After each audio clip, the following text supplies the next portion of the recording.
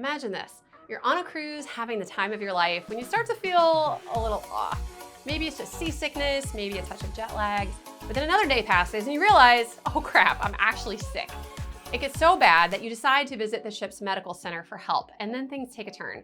Before you know it, you're not just getting treatment, you're also being hospitalized on board for 3 days. And the worst part? You get hit with a $47,000 medical bill. It sounds unbelievable, right? But this is exactly what happened to a Minnesota man on a recent Norwegian cruise. Oh, and here's the real kicker. He even did his due diligence and had travel insurance. But his policy only covered $20,000, leaving him with a massive bill to deal with.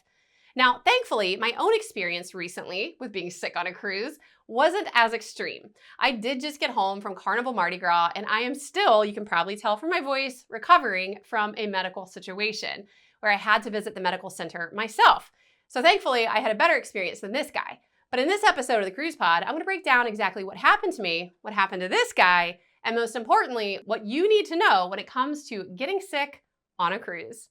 Hi, I'm Melissa, a university professor who loves to cruise and who loves to talk ship. And today we're covering one of those unfortunate things that could happen to anyone on a cruise, getting sick. So let's get into it.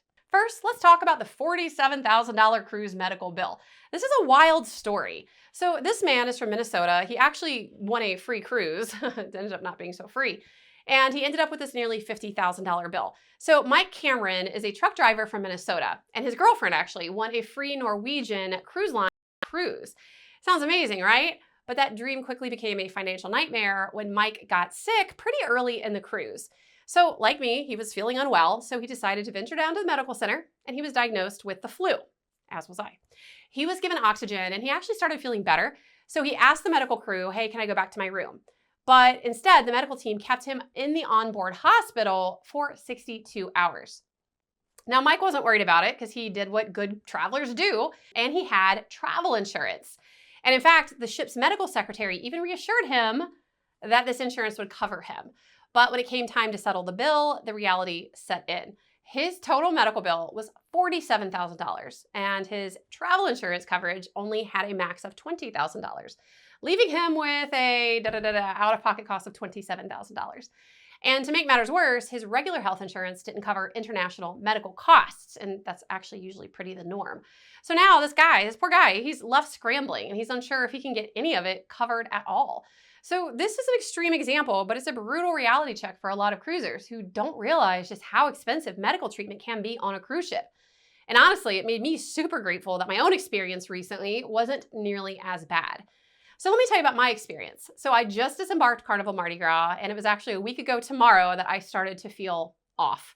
And everything was going great, and it was the second to last night. It was a Thursday night. We had 2 consecutive sea days, and I was playing in the casino, won a hand pay, was very excited, but I knew I wasn't feeling great. And I thought I was just tired because it had been a whirlwind cruise, and it was elegant night, and I just could not bring myself to get ready and put this dress on. And I laid down on my bed, and I put my dress at the bottom, and I was like, I'll get dressed in a minute. I'll get dressed in a minute. And then I just started feeling worse and worse and worse. And I started burning up. I started freezing. And I'm like, oh no, something is off here. I am sick.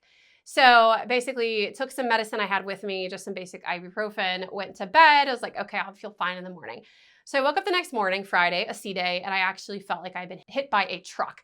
I knew I had something going on. I knew it was either strep, flu, or COVID. And I really debated, do I just ride it out or do I go to the medical center? Now, I actually had just read about this poor guy's $47,000 bill, so that made me hesitant to go to the medical center, but I knew that I had travel insurance. I knew I was going to be very careful about what charges to approve or not approve, and I knew it was the last day of the cruise anyway. So I did decide to go. And I'm glad I did because I just wanted any type of medication that could make me feel better because I knew I also had to fly home the next day, which was absolute pure torture.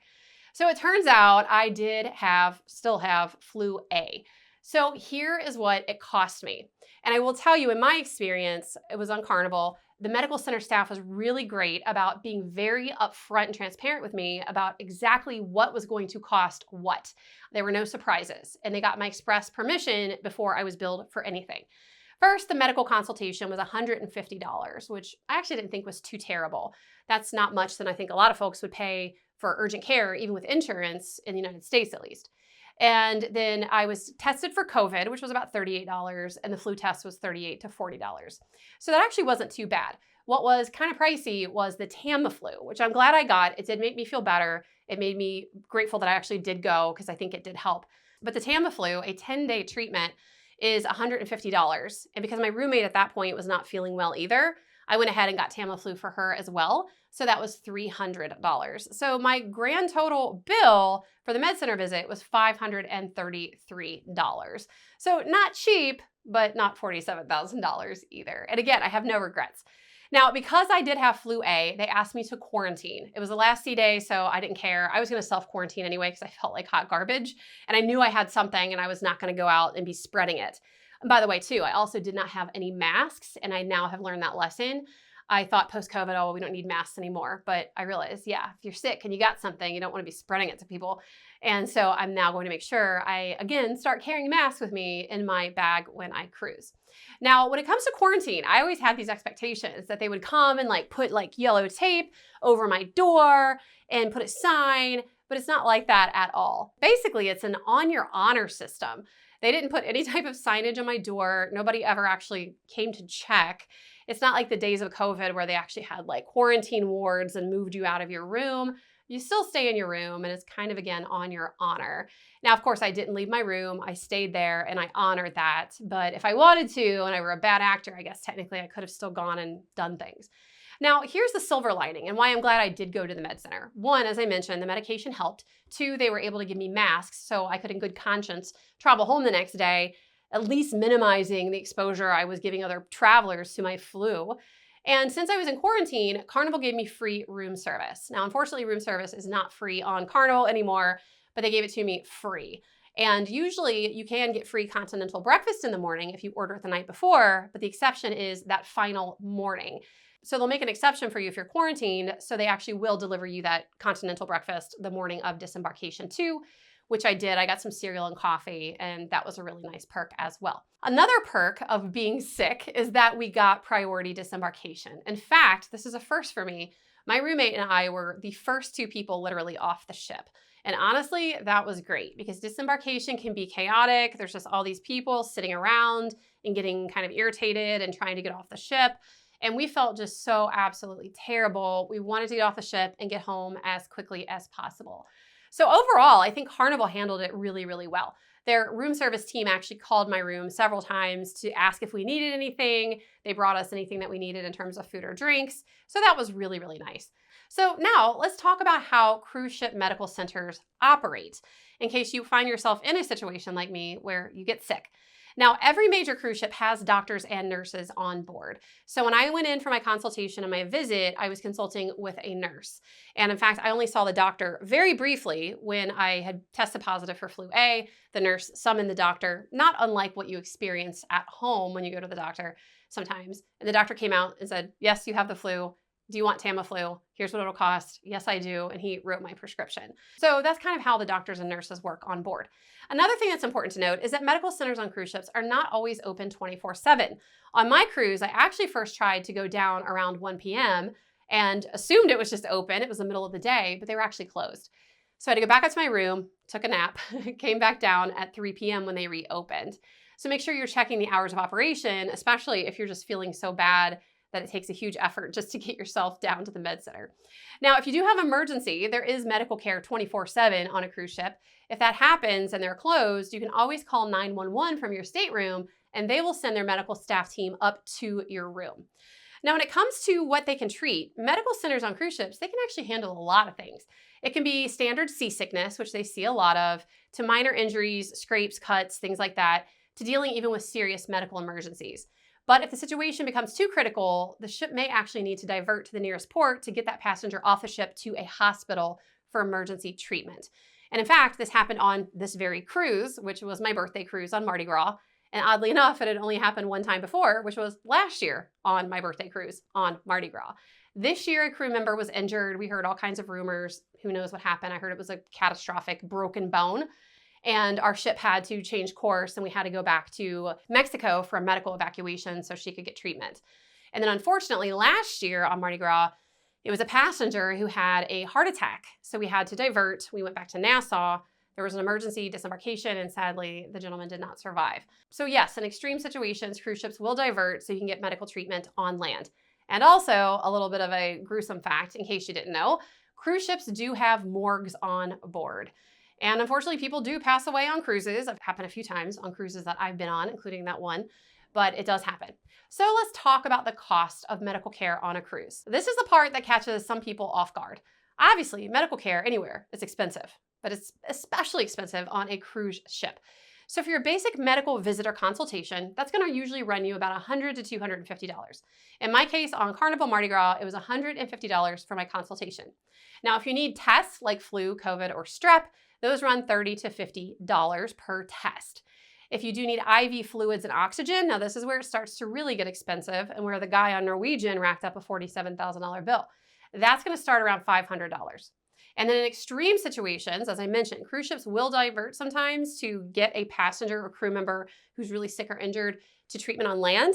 But if you don't have time for a diversion and they have to med evac, meaning they send in a medical helicopter to come and actually extract you off the ship, that can run $30,000 to $100,000. And here's the important thing to note. Passengers are 100% responsible for paying their medical bills. Now, in my case, my $533 bill was simply charged to my stateroom account. So I do have travel insurance, which we'll talk about. I have health insurance, which doesn't apply. But even with travel insurance or insurance that covers you, it's not going to cover you on the spot. You're going to have to go home and you're going to have to file for reimbursement. So I was not going to be able to disembark on the last day of my cruise without making sure that my bill was paid. So they just charged it to my card on file. But if you have a huge bill, you can work with them to come up with payment plan arrangements if you don't have a credit card, say for the Minnesota guy with a $47,000 limit. But you need to make those arrangements and or outright pay before they'll let you disembark. So next, let's talk about a really important topic that surprises a lot of cruisers. And that is the fact that most US health insurance plans do not cover medical care abroad or on a cruise. Why is that? Because cruise ships operate in international waters and they don't bill US insurance directly. So it's important not to just assume, okay, well, I have health insurance. I maybe even have good health insurance. I'm totally fine and covered if something happens when I'm on a cruise, because in most cases, that's actually not true. And this is why travel insurance is so important. But you do need to know your policy limits because as we've learned in the case of the Norwegian Cruise Line passenger, he had travel insurance, but it maxed out at $20,000, which didn't even cover half of his bill. So for me, people ask me all the time, and I do not sell it. I don't get any kickback. I just believe in this product, but also I don't sell insurance. So you got to read the policy and see if it works for you and your family. But for me personally, for several years, I have gone with Allianz, and I use their All Trips Family Annual Plan. And it covers me and my two children at a cost of about $485 per year. But that covers any and all travel that all of us do.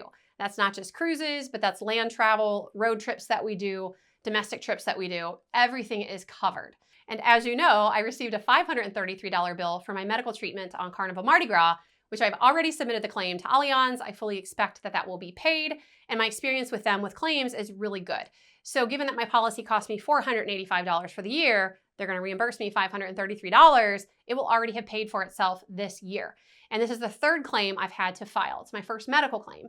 But my other two claims, one was for a canceled flight issue and a delayed trip, and another was for a broken windshield when I rented a car. And they were really great to work with for those other two claims, and I expect that they will be great to work with for this one as well. So the bottom line, if you're taking a cruise, get travel insurance. I kick myself to think of the risky, stupid stuff that I have done traveling before I knew the importance of travel insurance. I could tell you stories. And I know now the importance of it, that it could devastate you financially. And not only have travel insurance, but know what it covers. And before you agree to any type of medical treatment, make sure you're getting crystal clear information as to what it's going to cost and you're giving your consent. So what do you think? Have you ever gotten sick on a cruise? Do you have and carry travel insurance? Let me know what you think in the comments. And if you found this information helpful, go ahead and hit that like button, subscribe for more cruise tips. And of course, as always, check out my website, profmelissa.com for free port guides, cruise information, advice, and so much more. Happy sailing.